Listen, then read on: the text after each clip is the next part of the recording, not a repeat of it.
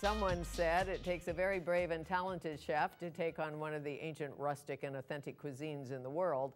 Chef Mark McEwan has not only cooked for the Pope, he's taken up the Italian challenge. He runs a small food empire in Eastern Canada. He has 4 have-to-go-to restaurants in Toronto. He owns a gourmet food market emporium called McEwan. He is the head judge of Food Network's Top Chef Canada. And it is my pleasure to welcome Mark McEwan back to Studio 4 to tell us more about his new cookbook.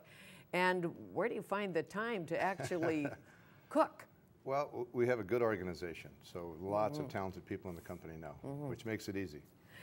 This Italian thing in you, how did that happen? What's going on with that? I don't know. Good Scottish, American, Canadian boy doing Italian. All my Italian friends were sort of up in arms about that. I bet. Everybody has an opinion. But I've always loved the Italian kitchen. I think it's one of the most honest, straightforward, robust kitchens that the big picture identifies with. I think everybody gets Italian food. And what's the essence of it? Local, fresh, what? All of the above. Perfect ingredients, simple preparations. The great thing about Italian food, and the tough thing about Italian food, is that there's nothing to lean on. It's either right or it's wrong. The more you do to it, the more you mess it up. Really? Yeah. Example, overdo the pasta. Overdo the pasta. Simple tomato sauce. If you think adding a whole bunch of different things to it makes it better, big mistake. So when you make a simple tomato sauce, chef? How do you Tomatoes, make it? got that. Olive oil, onion, garlic, San Marzano tomatoes, basil, cook it 25 minutes, puree it, finished. Done. That is base tomato sauce in the Italian kitchen. Now, anything above and beyond that is sort of adapted. So it becomes North Americanized. Okay, and what is it with the San Marzano? The sweetest tomatoes known to man. You can buy them in the can.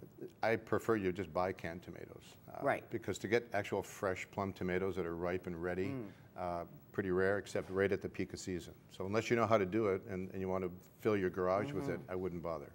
And you don't have to add wine or anything else. Just Well, we will do wine in final preparation. So if we'll make a sofrito, we'll deglaze with white wine. We'll add our tomato sauce. We'll add our ingredients. But the basics of Italian pasta are basically that they're beautifully simple, and they speak of basic ingredients, and that's what makes them difficult.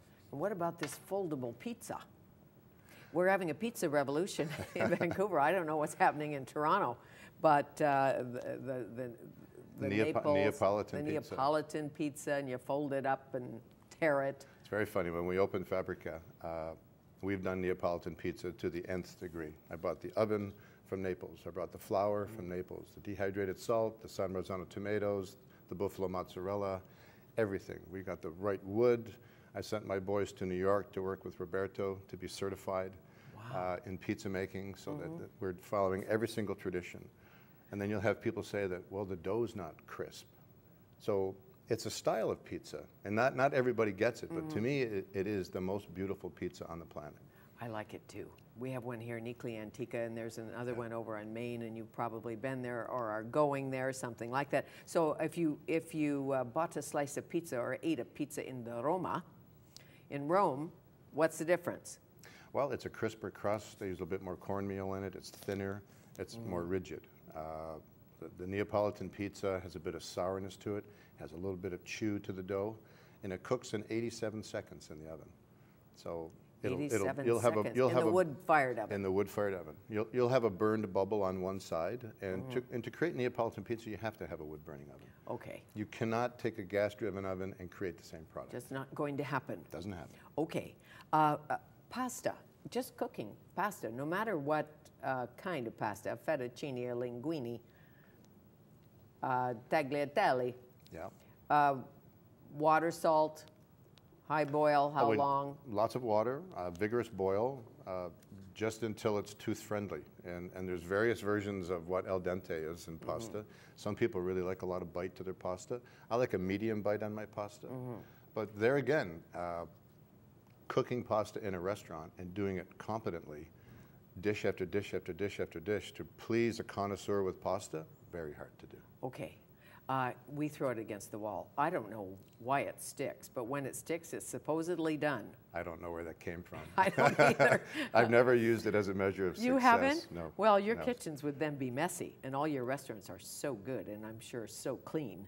And if the inspector came in and saw like little spaghettis on the wall. Not a good thing. Not a good thing. Not a good visual. Mark McEwan, our guest, he is a chef extraordinaire. He has 4 restaurants in Toronto, North 44, 1.